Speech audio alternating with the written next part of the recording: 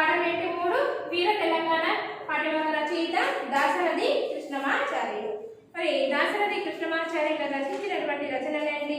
అగ్నిధార, రుద్రవీణ, మహోద్రదయం, కవితా పుష్పకం, తిమిరంతో సమరం, అమృతాభిషేకం, ఆలోచనలు. ఇవన్నీ కూడా గుర్తుపెట్టుకోవాలి. ఎందుకంటే ఒక రచన నుంచి అయినా సరే ఇది ఎవరి రచన అని ఆబ్జెక్టివ్ రావడానికి అవకాశం ఉంటుంది. సో రుద్రవీణ దాశరథి కృష్ణమాచార్యులు. ఇవి మొదలైనవన్నీ కూడా కవితా సంపుటాలు. ఈయన స్వీయ చరిత్ర ఏంటి? యాత్ర స్మృతి. స్వీయ చరిత్ర అంటే ఆత్మ కథ, తన గురించి తను రాసుకునేది. ఎప్పుడు జన్మించాడు? 22/7/1924. సారీ 25. 22/7/1925. ఎప్పుడు మరణించాడు? 5/11/1987లో మరణించాడు. సో చూసారా, ఆనాటి కాలంలోనే ఎంత గొప్ప రచయితని మనం తెలంగాణ వాళ్ళం ఎంత అదృష్టవంతులమో కదా. మనం గొప్ప రచయితని పొందగలిగాము. ఆయన రచించినటువంటి రచనల్ని కూడా మనం చదువుకుంటున్నాం, తెలుసుకుంటున్నాం. ఆయన గొప్పతనం, మన తెలంగాణ రాష్ట్ర గొప్పతనాన్ని గురించి జైల్లో ఉండి కూడా ఎన్నో కవితలు రాశాడు. ప్రజా పోరాటంలో పాల్గొని ప్రజల్ని చైతన్యవంతులుగా చేసే విధంగా ఒక ఉద్యమ కవిగా కూడా మారి ఆయన దూరం ఎంతవరకు సాగుతుంది అంటే, నా గీతావళి ఎంత దూరము ప్రయాణం అవునో అంతాక తన యొక్క గీతావళి, తన యొక్క రచనలు ఎంత దూరం ప్రయాణం అవుతాయంటే ఈ భూగోళం ఉన్నంత వరకు కూడా ప్రయాణం అవుతాయి అని. పద్యాన్ని జైలు గోడల మీద కూడా రాశాడు. ఆ గోడల మీద రాయటం వల్ల ఆ రాసినటువంటి పద్యాలు ప్రజల హృదయాల్లో చైతన్యాన్ని కలిగించాయి. అందుకని ఆ రచనలకి గాను మహాకవిగా కూడా ప్రజల హృదయాల్లో స్థానాన్ని పొందాడు. మహాకవిగా మంచి గొప్ప స్థానాన్ని పొందగలిగాడు.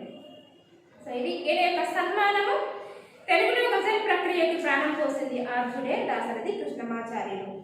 ఈయనకి సన్మానాలు ఏమేమి పొందారు? తెలుగు సాహిత్య సేవకునిగా గాను ఆంధ్రప్రదేశ్ సాహిత్య అకాడమీ వారు 1967లో సత్కరించారు. అవార్డు వచ్చింది. ఆంధ్రప్రదేశ్ సాహిత్య అకాడమీ అవార్డు వచ్చింది 1967. కేంద్ర సాహిత్యం వారు కేంద్ర సాహిత్య అకాడమీ అవార్డు ఇచ్చారు 1974లో.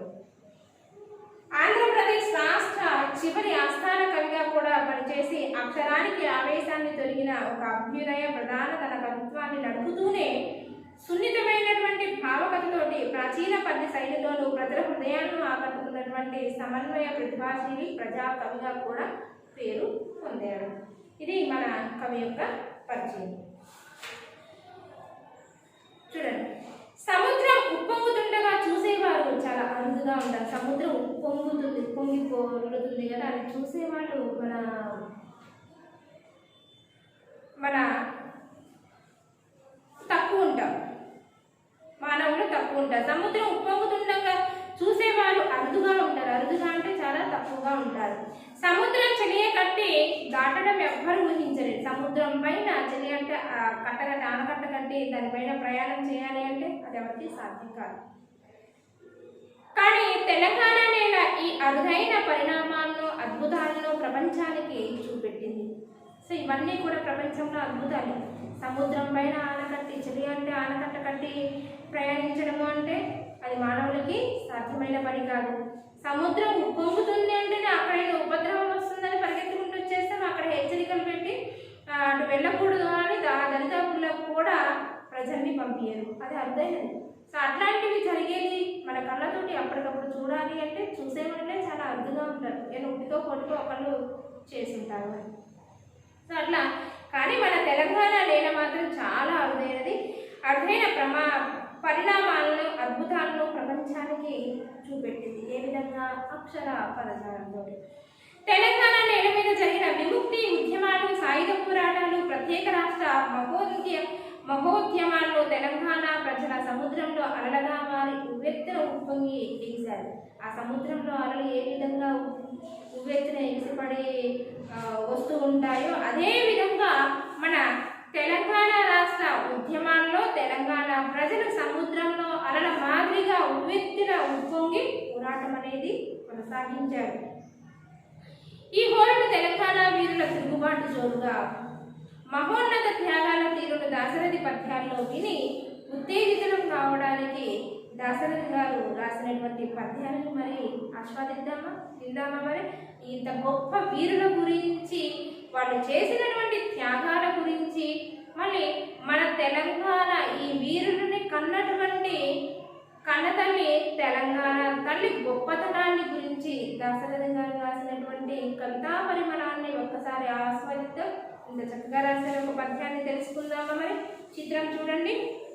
మన భారత మాత సృజనాత్మకత, క్రియేటివిటీలో కానీ పోస్టర్స్లో కానీ రాయమంటారమ్మా. రాయమన్నప్పుడు ఈ చిత్రాన్ని మీరు ప్రాక్టీస్ చేయండి. ఒకసారి పెన్సిల్ యూజ్ చేయాలి. సంఖ్యలను తెంపుకొని భారత మాత ఉంది ఇక్కడ కష్టాలు పడుతూ, నిప్పులు సెగలికొక్కుతూ, సూర్యుడి వలె నవోదయం వలె రోజు రోజుకి కూడా శంఖం ఊదుతున్నాడు. చూడండి, చేయి చూపెట్టినాడు విజయం మనదే అని. అన్నీ కూడా ఒకే చిత్రంలో మనకి చక్కగా చూపించినటువంటి చిత్రకారునికి జోహార్. ఈ విధంగా ఈ హోరుని తెలంగాణ వీరుల తిరుగుబాటు జోరుగా మహోన్నత త్యాగాల తీరులు దాశరథి పద్యాల్లో విందాం. మొట్టమొదటి పద్యము. ఓ తెలంగాణ నీ పెరుగులొత్తిన శంఖం మహారవములి భూతలమెల్ల నొక్కి ఒక్కి బొబ్బలు పెట్టినట్లు తోచే. ఓహో తెల్లవార్చి వేసినవి ఒక్కొక్క దిక్కు నవోదయాకరు ప్రీత జనేజసూన తరణీకృత దేవన దీతరంగముల్. చూడండి, ఓ తెలంగాణ నీ పెదవులొత్తిన శంఖ మహారవములివి. నీ పెదవులొత్తిన శంఖ మహారవములి భూతలమెల్ల నొక్క మోగి బొబ్బలు పెట్టినట్లు అంటే కేకలు పెట్టినట్లు, కేకలు వేసి అరవడం. తోచే. ఓహో తెరవార్చి వేసినవి ఒక్కొక్క దిక్కు నవోదయాకరు ప్రీత చలేజసూన తరణీకృత దేవనదీ తరంగములు.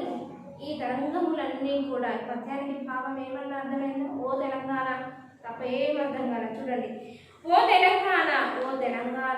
తెలంగాణ తల్లి అని. నీ పెదవులు, నీ యొక్క పెదవులు, నీ పెదవులు ఒత్తిన ఉంది కదా, నీ యొక్క పెదవులు ఒత్తిన అంటే ఊదిన. శంఖం దేనితో ఊదుతారు? పెదవులు ఒత్తి శంఖం దేనితో ఊదుతారు?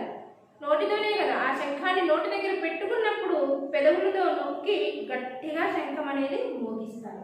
అంటే జయభేరి అనేది మోగించడం. యుద్ధానికి వెళ్ళే ముందు శంఖం ఊదుతారు కదా. సో అట్లా ఈ యుద్ధం ప్రారంభించే ముందు ఈ వీరులు ప్రారంభించిన తీరు. ఓ తెలంగాణమా నీ పెదవులతో ఊదిన శంఖము యొక్క గొప్ప ధ్వనులు. పెదవులతో ఒత్తిన అంటే ఊదిన. నీ పెదవులతో ఒత్తి ఊదిన శంఖం యొక్క మహారవములి అంటే నీ యొక్క ధ్వనులు, శంఖం యొక్క ధ్వనులు. భూతలమెల్ల నొక్క మొగి. భూతలములు అంటే ఈ భూమండలమంతా నొక్క మొగి బొబ్బలు పెట్టినట్లు. ఈ భూమండలం అంతా ఒక్క పూనికతో అంటే ఒకే ఒక్క శంఖారావంతో. ఇప్పుడు శ్రీకృష్ణుడు కురుక్షేత్ర యుద్ధ సంగ్రామం జరిగేటప్పుడు శంఖ నినాదం అనేది ఊదుతాడు, చూసారా? అది అంటే యుద్ధానికి, రణరంగానికి మేము వచ్చాము, సిద్ధంగా ఉండండి అని. సో ఆ విధంగా శంఖం నినాదం చేసి యుద్ధం అనేది ప్రారంభిస్తాం. సో ఈ విధంగానే తెలంగాణ వీరులు కూడా ఈ భూమండలం అంతా కూడా వినిపించేటట్లు ఒక్క పూనికతో అంటే ఒకే ఒక్కసారి ఊదాడు. ఆ ఊదినటువంటి శబ్దం అనేది ఈ భూమండలం అంతా కూడా కేకలు పెట్టిన విధంగా అనిపించింది. ఈ భూమండలం అంతా కూడా ఒకేసారి బిగ్గరగా అర్చినట్లు అనిపించింది. ఆహా ఇక్కడ ఓహో తెలవార్చి వేసినవి అండి. ఆహా కొత్తగా ఉదయిస్తున్న సూర్యుని యొక్క కిరణాల చేత. ఓహో తెలవార్చి వేసినవి. ఆహా కొత్తగా ఉదయిస్తున్న సూర్యుడి యొక్క కిరణాలు. పొద్దున్నే ఉదయాన్నే సూర్యుడు ఉదయిస్తాడు. ఆ ఉదయించేటటువంటి సూర్యకిరణాలు ఎంత బాగుంటాయి. అదే ఇప్పుడు ఎండాకాలం ఉండమంటే ఆ సూర్యకిరణాలు ఎండ వేడికి తట్టుకోలేక ఎవరి ఇళ్ళల్లో వాళ్ళు కూలర్ల కింద ఫ్యాన్ల కింద ఉంటారు. కానీ ఆ ఉదయించేటటువంటి సూర్యుని యొక్క కిరణాలు ఏ విధంగా ఉన్నాయి? ప్రీత, ఇష్టం పొంది ఆ కిరణాలకి ప్రీతి చెంది, జలేజ అంటే పద్మాల లేదా జలేజ,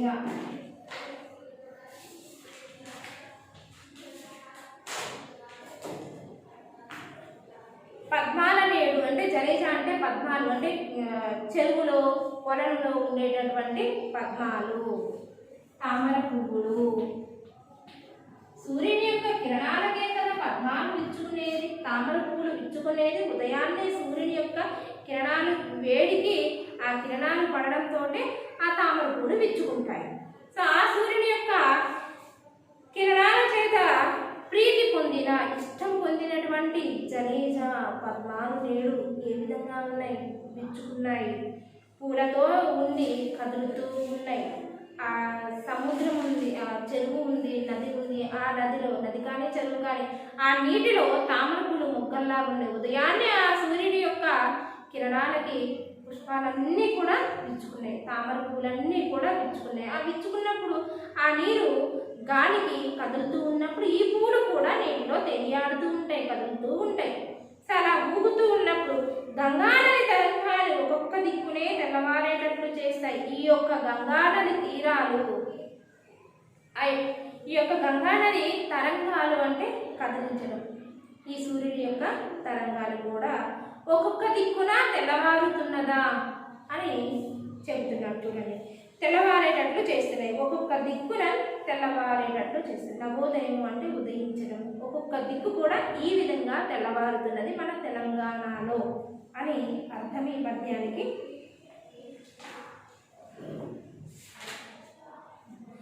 ఓ తెలంగాణమా, నీ పెదవులతో కూడిన శంఖధ్వనులు ఈ భూమండలం అంతా ఒక్కమారుగా బొబ్బలు పెట్టినట్లుగా ధ్వనించాయి. అంటే కేకలు వేశాయి. ఆ కేకలంతా కూడా భూమండలం అంతా విస్తరించిపోయింది. ఆహా, ఉదయించిన సూర్యుడి కిరణాల చేత ఇష్టం పొందినటువంటి ఈ పద్మాలు కూడా చలించిపోయినవి. ఆకాశగంగ తరంగాలు అంటే ఆ గంగానది యొక్క తరంగాలు, ఆ గంగానది గాలికి, చల్లని పిల్లకారులకి ఆ గంగానది ఊగుతూ ఉంటుంది. ఆ నీరు కదిలినప్పుడు ఈ పూలు కూడా కదులుతూ ఉంటాయి. ఆ కదలడం చూసి అన్ని దిక్కులు కూడా తెల్లవారేటట్లు చేశాయి. ఆ ఒక్కొక్క దిక్కు కూడా తెల్లవారడం ప్రారంభమైంది. అంటే కొత్త నవోదయం అనేది ప్రారంభమైంది అని కవి చెప్తున్నటువంటి మాటలు. ఈ పద్యం వచ్చేసి ఉత్ప్రేక్ష అలంకారం. అంటే శంఖం అంతా కూడా ఊదినప్పుడు భూమండలం అంతా వినిపించిందంట. మరి ఉత్ప్రేక్ష అంటే ఊహించి చెప్పడాన్ని ఉత్ప్రేక్ష అంటాము. సో ఈ పద్యంలో ఏ పద్యపాదమైన, ఈ పద్యంలో 4 పాదాలు ఉన్నాయి. ఏ పాదం ఇచ్చినా కానీ మీకు ఏ అలంకారం అంటే ఉత్ప్రేక్ష అలంకారం అని రాయండి. సో ఎందుకంటే ప్రతి దాంట్లో కూడా పెదవులతో ఊదిన శంఖం యొక్క గొప్ప ధ్వనులు ఈ భూమండలం అంతా కూడా కేకలు పెట్టినట్లుగా అనిపించింది. మరి భూమండలం అంతా వినిపిస్తుంది శంఖం ఊదితే. మనం ఏ ప్రాంతం వరకు ఉంటామో ఆ ప్రాంతం వరకు వినిపిస్తుంది. కాబట్టి ఊహ అనేది ప్రధానం. ఊహిస్తూ చెప్తున్నాను. కొత్తగా ఉదయిస్తున్న సూర్యుని యొక్క కిరణాల చేత పద్మాలు కూడా ప్రీతి చెంది నీటిలో తిరుగాడుతూ, ఆ నీటిలో తిరుగాడుతూ ఆ గంగా తరంగాలకి దిక్కులన్నీ కూడా మేలుకుంటున్నాయి. ఆ దిక్కులన్నీ కూడా ఒక్కొక్క దిక్కు తెల్లవారుతూ ఉన్నట్లుగా సూర్యుడు ఉదయించడంతో మనకి ఉదయం అనేది వస్తుంది. అన్ని దిక్కులు తెల్లవారిపోయాయి. కానీ ఇక్కడ ఒక్కొక్క దిక్కు గంగానది తరంగాల చేత తెల్లవారుతుందని చెప్పి, సో ఇక్కడ పద్యమంతా కూడా ఊహ ప్రధానంగా చేసుకొని చెప్పడం వల్ల ఈ పద్యము ఉత్ప్రేక్ష అలంకారము అయింది. సో ఇక్కడ రాసుకోండి ఉత్ప్రేక్ష అలంకారం అని పద్యం దగ్గర. రెండవ పద్యం చూద్దాం.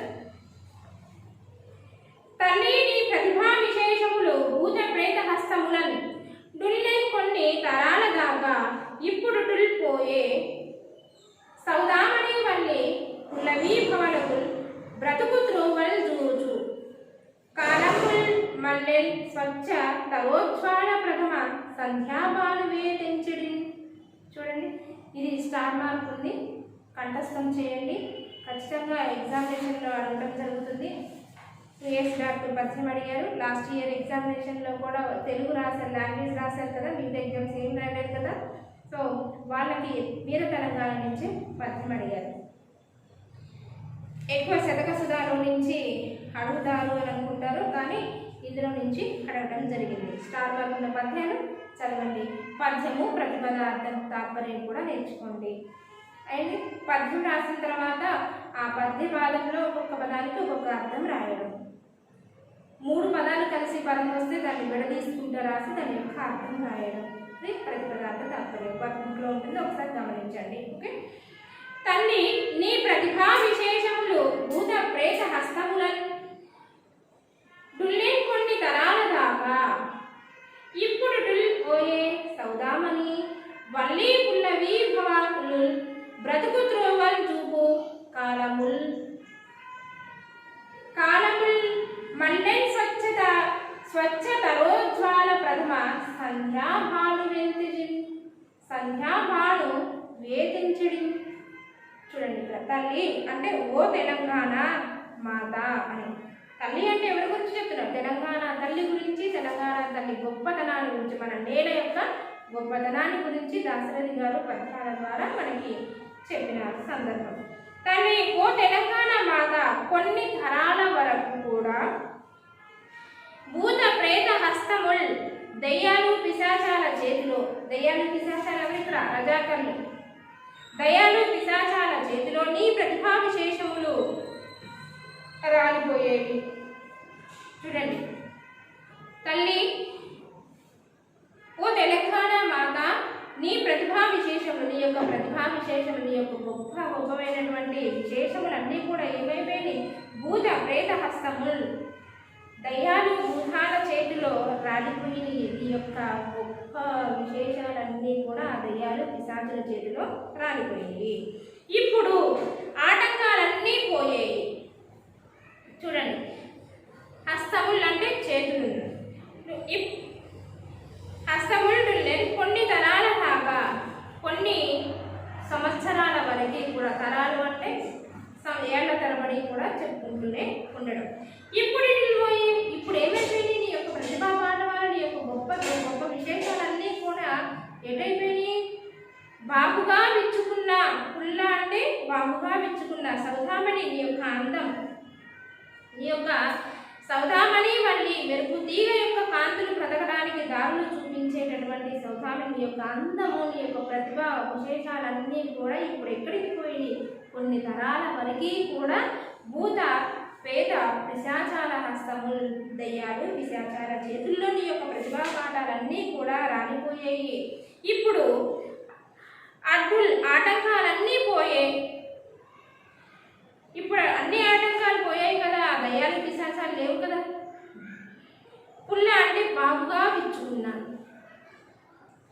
నవ క్రొత్తదైనటువంటి మెరుపు తీగ ప్రతిభవలి కాంతులు బ్రతకడానికి దారులు చూపే. కాలాలు తిరిగాయి, మనకు మంచి కాలం వచ్చింది. నిర్మలమైన ప్రకాశంతో తొలి సంధ్యాభానువు, నిర్మలమైన ప్రకాశంతో తొలి సంధ్యాభానువు, కొత్త నవోదయం. నవోదయం అంటే రోజు మనకి సూర్యుడు ఉదయిస్తూనే ఉంటాడు, కానీ ఆ రోజు ఉదయించే ఉదయం అనేది కొత్తదైనది నవోదయం. ఉదయ సూర్యుడు సూర్యకిరణం. సంధ్యాభానువు అంటే ఉదయాన్నే ఉదయించేటటువంటి సూర్యుడి యొక్క సూర్యకిరణము. ఏ నించెడి అదిగో వస్తున్నాడు అంటే కొత్త నవోదయం, కొత్తగా సూర్యుడు ప్రకాశిస్తూ ఉన్నాడు. దీని యొక్క భావం చూడండి. అమ్మా తెలంగాణమ్మ, నీ గొప్పతనపు విశేషాలు కొన్ని తరాల వరకు కూడా దుర్మార్గుల చేతుల్లో చిక్కుకున్నాయి. ఇప్పుడు ఆ రోజులన్నీ కూడా తరించిపోయి కొన్ని తరాల వరకు కూడా దయ్యాల పిశాచాల చేతిలో నలిగిపోయావు. దయ్యాల పిశాచాల చేతులు నువ్వు చిక్కుకున్న నీ యొక్క ప్రతిభా పాఠవాలన్నీ కూడా అక్కడే రాలిపోయాయి. ఇప్పుడు విముక్తి అనేది కలిగింది. ఇప్పుడు కొన్ని రోజులు గతించిపోయాయి, అడ్డంకులన్నీ తొలగిపోయినాయి కదా. విచ్చుకున్న మెరుపు తీగల కాంతి రేఖలు, ఇప్పుడు విచ్చుకున్నటువంటి మెరుపు తీగ ఇప్పుడు ఏవైతే కష్టాల నుంచి బయటపడ్డావో ఆ బయటపడినటువంటి విముక్తి ఎట్లా మళ్ళీ మెరుపు తీగలాగా కాంతి రేఖల్లాగా మనకి ఏదో కొత్త బతుకు తెరువుని కనపరుస్తుంది అనే విధంగా ఉండడం. కొత్త బతుకు తెరువు చూపే కాలం వచ్చింది. స్వచ్ఛమైన కాంతి అయిన సంధ్యామానవుడు కూడా మొదటిసారి ఉదయించాడు. మొదటిసారి ఉదయించడం ఏంటి? ఈ రోజు సూర్యుడు ఉదయించలేదా అంటే బానిస బ్రతుకు నుంచి బయటపడడాన్ని కొత్త నవోదయం అంటారు. సో మొదటిసారి ఉదయించడము అంటే ఇక్కడ ఉదయం అనేది రోజుకు మొదలు. ఉదయం అనేది రోజు మొదలవుతుంది. అసలు రోజుకే మొదలు ఉదయం. ఉదయంతో రోజు ప్రారంభమవుతుంది. అంటే ఉదయం అనేది మొత్తానికి కూడా మేలుకొలుపు, తొలి అడుగు. మనకు తొలి అడుగు వేసేది ఉదయం అవ్వగానే తెల్లారంగానే తొలి అడుగు వేస్తాం. ప్రతిరోజు ఉదయం జరుగుతూనే ఉంటుంది, రోజులు గడుస్తూనే ఉంటాయి. కానీ నవోదయం అంటే కొత్త ఉదయం. అంతవరకు జరిగిన దానికంటే ఇప్పుడు జరిగేది భిన్నంగా ఉంటుంది. పాత రోజుల్లో ఉండే కష్టాలు బాధలన్నీ తొలగిపోయి ఏదో కొత్త ఉత్సాహాన్ని, కొత్త మేలుకొలుపుని, అభివృద్ధిని చెందే ఆలోచనని, అవకాశాన్ని కలిగించడం. నవోదయం అటువంటి అభివృద్ధికి అలాంటి అభివృద్ధికి నవోదయం రావడం అంటే చాలా ఆనందకరమైనటువంటి విషయం కదా. అందుకని ఇవన్నీ కూడా కొన్ని తరాల వరకు దయారపి శాస్త్ర చేతులు కలిగిపోయాయి. ఈరోజు మాకు కొత్త బతుకు తోవని చూపించే కాలం వచ్చింది. అందుకనే స్వచ్ఛమైన కాంతి అయిన సంధ్యాబాలుడు కూడా ఈరోజు మొట్టమొదట ఉదయిస్తున్నాడు అని కవి ఎంత చక్కగా చెప్పారు చూడండి. హోంవర్క్ రాసుకున్న భాగం అర్థమైంది కదా. రీడ్ లెసన్ 3 రెండవ పద్యం. భాగం కూడా చదవండి. ప్రతిపదార్థ తాత్పర్యం.